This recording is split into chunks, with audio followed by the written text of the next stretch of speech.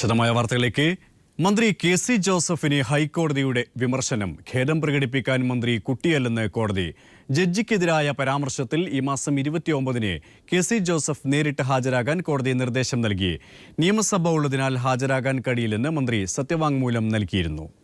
Justice Alexander തോമസിനെതിരെ ആക്ഷേപകരമായ പരാമർശം നടത്തിയ മന്ത്രി കെ.സി. ജോസഫ് ക്രിമിനൽ കോടതിയെ ലക്ഷ്യം കാട്ടിയതായി ഹൈക്കോടതി കണ്ടെത്തിയിരുന്നു. കുറ്റപത്രം നൽകുന്നതിന് മന്ത്രി കെ.സി. ജോസഫിനോട് ഇന്ന് നേരിട്ട് ഹാജരാകാനും കോടതി നിർദ്ദേശിച്ചിരുന്നു. നിയമസഭയുള്ളതിനാൽ ഇന്ന് ഹാജരാകാൻ കഴിയില്ലെന്നറിയിച്ച് മന്ത്രി കെ.സി. ജോസഫ് ഹൈക്കോടതിയിൽ സത്യവാങ്മൂലം സമർപ്പിച്ചു. ജഡ്ജിക്കെതിരായ പരാമർശത്തിൽ നിരുപാധികം മാപ്പ് പ്രകടിപ്പിക്കുന്നതായി സത്യവാങ്മൂലത്തിൽ അറിയിച്ചിട്ടുണ്ട്. ഫേസ്ബുക്ക് പോസ്റ്റ് ഇട്ടത് മനഃപൂർവ്വമല്ല, അറിയാതെ പറ്റിയ പിഴവാണെന്നും തെറ്റു മനസ്സിലായപ്പോൾ പോസ്റ്റ് പിൻവലിച്ചുവെന്നും സത്യവാങ്മൂലത്തിൽ ചൂണ്ടിക്കാട്ടുന്നു. ഫേസ്ബുക്ക് പോസ്റ്റ് ഇടുകയും പിൻവലിക്കുകയും ചെയ്യാൻ ഇത് കുട്ടിക്കളിയല്ലെന്ന് ഹൈക്കോടതി വിമർശിച്ചു. സത്യവാങ്മൂലം പിന്നീട് പരിശോധിക്കുമെന്നറിയിച്ച കോടതി ഈ മാസം 29-ന് കെ.സി. ജോസഫിനോട് നേരിട്ട് ഹാജരാകാനും നിർദ്ദേശിച്ചു. കെ.സി. ജോസഫിന്റെ സത്യവാങ്മൂലത്തിൽ പരാതിക്കാരനായ ശിവൻകുട്ടി എം.എൽ.എയോട് നിലപാട് അറിയിക്കാനും കോടതി നിർദ്ദേശിച്ചു. കേസിൽ അമിക്കസ് ക്യൂറിയായി നിയമിച്ച മുതിർന്ന അഭിഭാഷകൻ പി.ബി. കൃഷ്ണന്റെ സഹായവും കോടതി തേടിയിട്ടുണ്ട്. News bureau, Kochi. കോടതിയലക്ഷ്യ കേസിൽ മന്ത്രി കെ ബാബുവിന് നോട്ടീസ്. അഡ്വക്കേറ്റ് ജനറലാണ് നോട്ടീസ് നൽകിയത്. അധ്യാപക പാക്കേജ് സ്റ്റേക്കെതിരായ പരാമർശങ്ങളാണ് കേസിന് ആധാരം. റേഷൻ ഡിപ്പോ അനുവദിക്കാൻ 25 ലക്ഷം കൈക്കൂലി ആവശ്യപ്പെട്ടതിൽ മന്ത്രി അടൂർ പ്രകാശിനെതിരായ കേസ് പിൻവലിക്കാനുള്ള നീക്കം പൊളിഞ്ഞു. കേസ് എഴുതിത്തള്ളണമെന്ന തീരുമാനം വിജിലൻസ് ഡയറക്ടർ തള്ളി. കുറ്റപത്രം സമർപ്പിച്ച കേസിൽ അടൂർ പ്രകാശ് വിചാരണ നേരിടണം എന്ന് വിജിലൻസ് ഡയറക്ടർ അറിയിച്ചു. അടൂർ പ്രകാശ് ഭക്ഷ്യമന്ത്രിയായിരുന്ന 2004-2005 കാലഘട്ടത്തിൽ റേഷൻ ഡിപ്പോ അനുവദിക്കാൻ 25 ലക്ഷം രൂപ കോട ചോദിച്ചുവെന്നാണ് കേസ്. കോഴിക്കോട്ടെ കോൺഗ്രസ് നേതാവായിരുന്ന N.K. അബ്ദുറഹ്മാനോടാണ് മന്ത്രി അടൂർ പ്രകാശ് കോഴ ചോദിച്ചത്. മുക്കം ഓമശ്ശേരിയിൽ റേഷൻ ഡിപ്പോ തുടങ്ങാനായി 2005 ഡിസംബർ 3-ന് തിരുവനന്തപുരത്തെ ഔദ്യോഗിക വസതിയിൽ വെച്ചും ഡിസംബർ 5-ന് കോഴിക്കോട് ഗസ്റ്റ് ഹൌസിൽ വെച്ചുമാണ് അടൂർ പ്രകാശ് കോഴ ആവശ്യപ്പെട്ടത്. ഇക്കാര്യങ്ങൾ ചൂണ്ടിക്കാട്ടി PC സജിത്രൻ എന്നയാൾ തിരുവനന്തപുരം വിജിലൻസ് കോടതിയിൽ സ്വകാര്യ അന്യായം സമർപ്പിച്ചതിനെ തുടർന്നാണ് വിജിലൻസ് കേസെടുത്ത് അന്വേഷണം ആരംഭിച്ചത്. അന്വേഷണ സംഘം കേസ് അന്വേഷിച്ച് 2011 ഫെബ്രുവരിയിൽ കോടതിയിൽ കുറ്റപത്രം നൽകി. ഈ ഘട്ടത്തിൽ പരാതിക്കാരൻ മൊഴിമാറ്റിയെന്നും അതിനാൽ തുടരന്വേഷണം വേണമെന്നും ആവശ്യപ്പെട്ട് പ്രോസിക്യൂഷൻ കോടതിയെ സമീപിച്ചു. തുടരന്വേഷണ ഘട്ടത്തിലും പരാതിക്കാരായ അബ്ദുറഹ്മാനും സജിത്രനും മൊഴിമാറ്റി. ഇതേ തുടർന്നാണ് മന്ത്രിക്കെതിരെയുള്ള കേസ് പിൻവലിക്കണമെന്ന് കാട്ടി അന്വേഷണ ഉദ്യോഗസ്ഥർ വിജിലൻസ് ഡയറക്ടർ ശങ്കർ റെഡ്ഡിക്ക് റിപ്പോർട്ട് നൽകിയത്. എന്നാൽ ഈ റിപ്പോർട്ട് കഴിഞ്ഞ ദിവസം വിജിലൻസ് ഡയറക്ടർ തള്ളി. കുറ്റപത്രം സമർപ്പിച്ച കേസിൽ അടൂർ പ്രകാശ് വിചാരണ നേരിടണമെന്നാണ് വിജിലൻസ് ഡയറക്ടറുടെ നിലപാട്.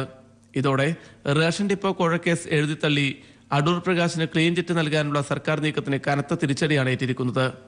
PV കുട്ടൻ, കോഴിക്കോട്. JNU വിഷയത്തിൽ പ്രധാനമന്ത്രിയെ മറുപടി പറയണമെന്ന് സർവകക്ഷി യോഗത്തിൽ ഇടതുപക്ഷവും കോൺഗ്രസും ആവശ്യപ്പെട്ടു. പാർലമെന്റ് സമ്മേളനത്തിന് മുന്നോടിയായി വിളിച്ചു ചേർത്ത യോഗത്തിലാണ് ഈ ആവശ്യം ഉയർന്നത്. അതേസമയം വിദ്യാർത്ഥികളും അധ്യാപകരും സർവകലാശാലയിൽ സംയുക്തമായി പഠിപ്പ് മുടക്കി. അഫ്സൽ ഗുരു അനുസ്മരണവുമായി ബന്ധപ്പെട്ട് ദില്ലി സർവകലാശാല മുൻ പ്രൊഫസർ SAR ഗിലാനിയെ പോലീസ് അറസ്റ്റ് ചെയ്ത് ചോദ്യം ചെയ്യുകയാണ്.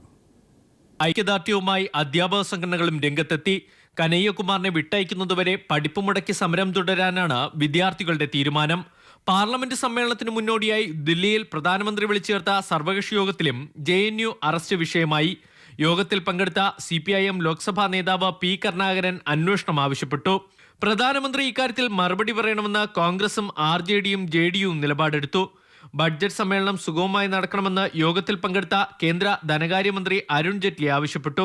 അതേസമയം അഫ്സൽ ഗുരു അനുസ്മരണവുമായി ബന്ധപ്പെട്ട് ദില്ലി പോലീസ് അറസ്റ്റ് ചെയ്ത ദില്ലി സർവകലാശാല മുൻ പ്രൊഫസർ SAR ഗീലാനിയുടെ ചോദ്യം ചെയ്യൽ പുരോഗമിക്കുന്നു. ഈ മാസം 10-ന് ദില്ലി പ്രസ് ക്ലബ്ബിൽ സംഘടിപ്പിച്ച അഫ്സൽ ഗുരു അനുസ്മരണത്തിന് പിന്നിൽ ഗീലാനിയാണെന്നാണ് പോലീസ് ആരോപണം. യോഗത്തിനിടയ്ക്ക് ഇവർ ഇന്ത്യ വിരുദ്ധ മുദ്രാവാക്യം വിളിച്ചതായും പോലീസ് പറയുന്നുണ്ട്. JNU വിഷയത്തിൽ ദേശീയ തീവ്രവാദ വിരുദ്ധ സേന അന്വേഷണം ആവശ്യപ്പെട്ട് സമർപ്പിച്ച സ്വകാര്യ ഹർജി ദില്ലി ഹൈക്കോടതി തള്ളി. News bureau, Delhi. Patiala house കോടതിയിൽ നടന്ന അക്രമത്തിൽ പ്രതിഷേധിച്ച് മാധ്യമപ്രവർത്തകർ സുപ്രീം കോടതിയിലേക്ക് മാർച്ച് നടത്തി. ജോലി ചെയ്യാനുള്ള സംരക്ഷണം സുപ്രീം കോടതി നൽകണമെന്ന് മാധ്യമപ്രവർത്തകർ ആവശ്യപ്പെട്ടു. കേരളത്തിലെയും ദില്ലിയിലെയും പത്രപ്രവർത്തക യൂണിയനുകളും മുതിർന്ന മാധ്യമപ്രവർത്തകരും മാർച്ചിൽ അണിനിരന്നു. അതേസമയം സംഭവത്തിൽ അന്വേഷണം ആവശ്യപ്പെട്ട് നൽകിയ പൊതു താൽപര്യ ഹർജി സുപ്രീം കോടതി നാളെ പരിഗണിക്കും. Kairali TV reporter Manushankar, Asianet reporter Savithri തുടങ്ങി നിരവധി മാധ്യമപ്രവർത്തകരെ പട്യാല കോടതിയിൽ BJP അനുകൂല അഭിഭാഷകരും ഗുണ്ടകളും ക്രൂരമായി ആക്രമിച്ചിരുന്നു. ഇതിൽ പ്രതിഷേധിച്ചാണ് ദില്ലിയിലെ ദൃശ്യ പത്രമാധ്യമങ്ങളിലെ ജേർണലിസ്റ്റുകൾ സുപ്രീം കോടതിയിലേക്ക് പ്രതിഷേധ മാർച്ച് നടത്തിയത്. രാജീവ് സർദേശായി, ബർക്കാ ദത്ത് തുടങ്ങി മുതിർന്ന മാധ്യമപ്രവർത്തകർ മാർച്ചിൽ അണിനിരന്നു. कोई रिपोर्टर अपना काम कर रहा हो और वकील उनको पकड़ के मारे और उनको अपनी नेशनलिज्म प्रूव करने के लिए एक तरह से उन पर दबाव डाले. We are all proud Indians. हमें किसी से पेट्रियोटिज्म की सर्टिफिकेट की जरूरत नहीं है. കോടതികളിൽ വാർത്ത റിപ്പോർട്ട് ചെയ്യാനുള്ള സംരക്ഷണം സുപ്രീം കോടതി നൽകണമെന്ന് മാധ്യമപ്രവർത്തകർ ആവശ്യപ്പെട്ടു. പ്രതിഷേധ പ്രകടനത്തിനെത്തിയ ജേർണലിസ്റ്റുകൾ ആവശ്യങ്ങൾ സുപ്രീം കോടതിക്ക് എഴുതി നൽകി. കേരള പത്രപ്രവർത്തക യൂണിയൻ, ദില്ലി പത്രപ്രവർത്തക യൂണിയൻ എന്നിവരും മാർച്ചിൽ അണിനിരന്നു. സുപ്രീം കോടതിയിലേക്ക് നടന്ന മാർച്ചിന് മുമ്പായി കേരള പത്രപ്രവർത്തക യൂണിയൻ പ്രതിഷേധ യോഗം ചേർന്നു. CPIM സംസ്ഥാന സെക്രട്ടറി കോടിയേരി ബാലകൃഷ്ണൻ പ്രതിഷേധ പരിപാടിയെ അഭിസംബോധന ചെയ്തു സംസാരിച്ചു. മാധ്യമങ്ങളെ നിശബ്ദരാക്കാൻ ശ്രമിച്ച അടിയന്തരാവസ്ഥയ്ക്ക് സമാനമാണ് ഇപ്പോൾ രാജ്യത്ത് സംഭവിക്കുന്നതെന്ന് കോടിയേരി കുറ്റപ്പെടുത്തി. മാധ്യമപ്രവർത്തകന്മാർക്ക് സ്വൈര്യമായി പ്രവർത്തനം നടത്താനുള്ള അവകാശം ചെയ്തു കൊടുക്കണം, സൗകര്യം ചെയ്തു കൊടുക്കണം. അതിൽ കേന്ദ്ര ഗവൺമെൻറ് ഇടപെട്ട് മാധ്യമപ്രവർത്തന സ്വാതന്ത്ര്യം ഉറപ്പുവരുത്തണം. അതിനെതിരായി നടത്തുന്ന ഈ സമരം ചെയ്യുന്ന എല്ലാ മാധ്യമ പ്രവർത്തകന്മാരെയും ഞാൻ കേരളത്തിലെ ജനങ്ങൾക്ക് വേണ്ടി അഭിവാദ്യം ചെയ്യുകയാണ്. CPMന്റെ എല്ലാവിധ പിന്തുണയും ഈ സമരത്തിന് അറിയിച്ചുകൊണ്ട് ഞാൻ എൻ്റെ വാക്കുകൾ നിർത്തുന്നു. പട്യാല സംഭവത്തിൽ അന്വേഷണം ആവശ്യപ്പെട്ട് അഭിഭാഷക ഇന്ദിരാ ജയ്സ്വാൾ നൽകിയ ഹർജി സുപ്രീം കോടതി ഫയലിൽ സ്വീകരിച്ചു. നാളെ ഹർജി പരിഗണിക്കും. News bureau, Delhi. തിരികെ വാർത്തയിലേക്ക്. സംഘപരിവാർ തേർവാഴ്ചയ്ക്കെതിരെ പ്രതിഷേധ കൂട്ടായ്മ നടത്താൻ LDF തീരുമാനം. ഈ മാസം 19 മുതൽ 26 വരെയാണ് മണ്ഡലാടിസ്ഥാനത്തിൽ കൂട്ടായ്മ നടത്തുകയെന്ന് LDF കൺവീനർ വൈക്കം വിശ്വൻ അറിയിച്ചു. BJP വർഗീയത വ്യാപിപ്പിക്കുന്നുവെന്നും വൈക്കം വിശ്വൻ പറഞ്ഞു. CPIM പോളിറ്റ് ബ്യൂറോ യോഗം ദില്ലിയിൽ സമാപിച്ചു. നിലവിലെ ദേശീയ സംസ്ഥാന രാഷ്ട്രീയ വിഷയങ്ങൾ യോഗം വിലയിരുത്തി. നാളെയും മറ്റന്നാളും കേന്ദ്ര കമ്മിറ്റി യോഗങ്ങൾ ചേരും.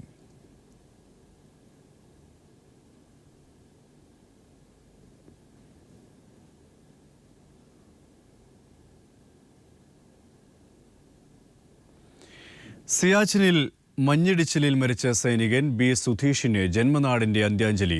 കൊല്ലം മൺറോ തുരുത്തിലെ വീട്ടുവളപ്പിൽ തയ്യാറാക്കിയ ചിതിയിൽ പൂർണ്ണ സൈനിക ബഹുമതികളോടെയായിരുന്നു സംസ്കാരം. രാഷ്ട്രീയ സാമൂഹ്യ രംഗത്തെ പ്രമുഖർ സുധീഷിന്റെ സംസ്കാര ചടങ്ങിനെത്തിയിരുന്നു. സർക്കാരിനെ പ്രതിനിധീകരിച്ച് മന്ത്രി ഷിബു ബേബി ജോൺ ആദരാഞ്ജലികൾ അർപ്പിച്ചു. KM മാണിക്കെതിരായ ബാർക്കോഴ കേസിൽ തുടർവാദം വേണ്ടെന്ന് വിജിലൻസ് കോടതിയിൽ. തീരുമാനമെടുക്കാൻ കേസ് മാർച്ച് 5 മാറ്റി. സർക്കാർ എന്തിനാണ് ഭയക്കുന്നതെന്ന് VSന്റെ അഭിഭാഷകൻ ചോദിച്ചു. ശങ്കർ റെഡ്ഡിയെ വിജിലൻസ് ADGP ആക്കിയത് മാണിയെ രക്ഷിക്കാനെന്ന് ലോയേഴ്സ് അസോസിയേഷൻ ആരോപിച്ചു. KM മാണിയെ കുറ്റവിമുക്തനാക്കുന്ന അന്തിമ റിപ്പോർട്ടിൽ തുടർവാദം വേണ്ടെന്ന നിലപാടാണ് വിജിലൻസ് കോടതിയിൽ സ്വീകരിച്ചത്. തുടരന്വേഷണ റിപ്പോർട്ടിൽ കോടതിക്ക് തീരുമാനമെടുക്കാം. തുടർവാദത്തെ ഭയപ്പെടുന്നത് എന്തിനാണെന്ന മറുചോദ്യം VSന്റെ അഭിഭാഷകൻ ഉന്നയിച്ചു. അഴിമതി സമൂഹത്തോടുള്ള കുറ്റകൃത്യമാണ്. സത്യം പുറത്തു വരുന്നതിനെ വിജിലൻസ് ഭയക്കുന്നു. തന്നെ സുപ്രീം കോടതി തന്നെ പറഞ്ഞിട്ടുണ്ട്, ഈ പൊളിറ്റീഷ്യൻസ് പബ്ലിക് മെൻ ചെയ്യുന്ന കറപ്ഷൻ ഒരു offence against സൊസൈറ്റിയാണ്.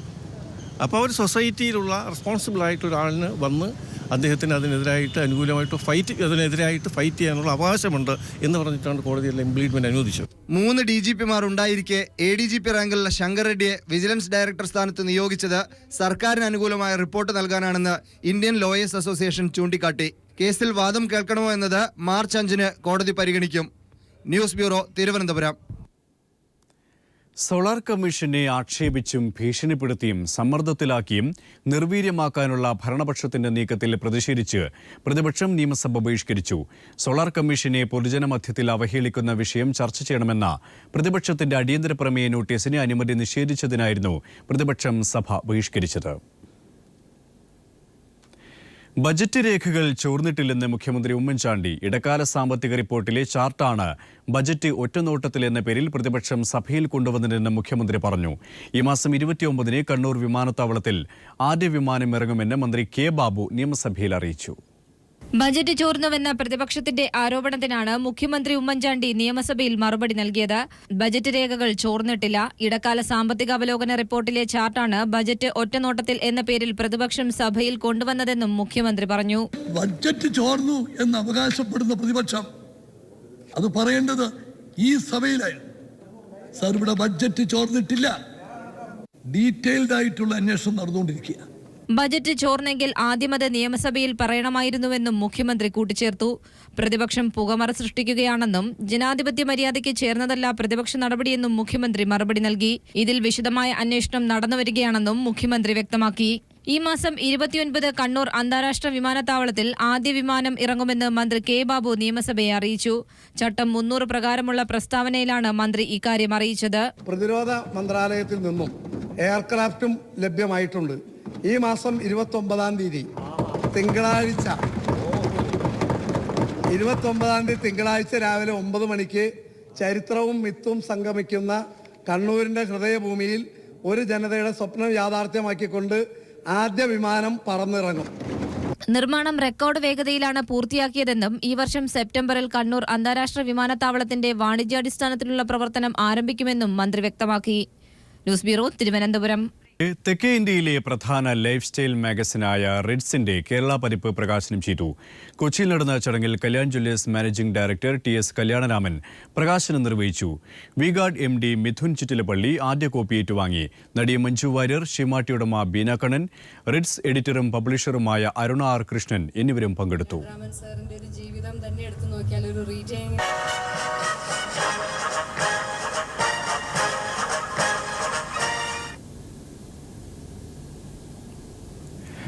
Bobby Chemmanur international ഗ്രൂപ്പിന്റെ ആദ്യ സംരംഭമായ ബോബി ചെമ്മന്നൂർ നിധി ലിമിറ്റഡിന്റെ ആദ്യ ശാഖ കുന്നംകുളത്ത് മുനിസിപ്പൽ ചെയർപേഴ്സൺ സീതാ രവീന്ദ്രൻ ഉദ്ഘാടനം ചെയ്തു.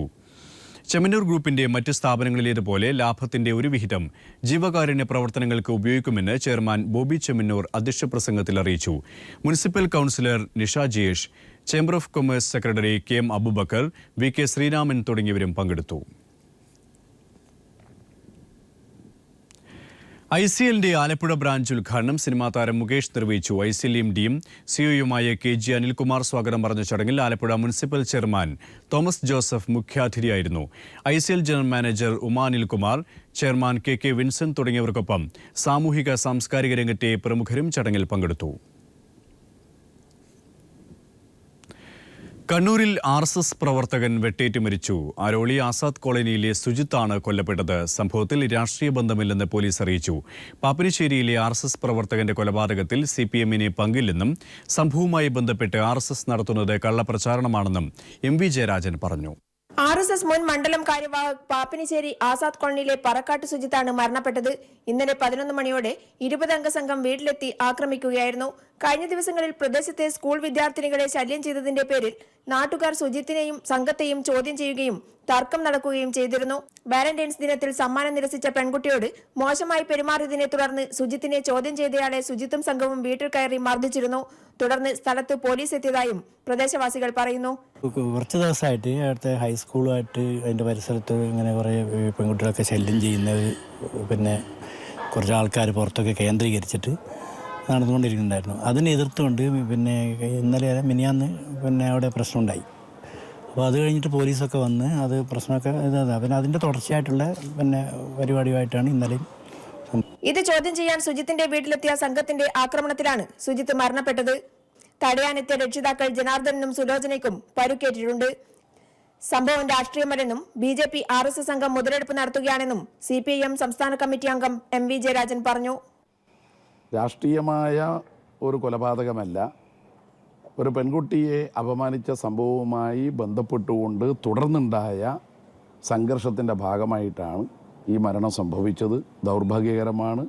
യഥാർത്ഥ കുറ്റവാളികളെ കണ്ടെത്തുക എന്നുള്ളതാണ് പോലീസ് ചെയ്യേണ്ടത്. പോലീസ് അന്വേഷണം സത്യസന്ധമായി നടത്തണം എന്നാണ് ഞങ്ങൾക്ക് പറയാനുള്ളത്. അതേസമയം 2 CPIM പ്രവർത്തകരുടെ വീടിന് നേരെ സ്ഥലത്ത് ആക്രമണം നടന്നു. News bureau, Kannur.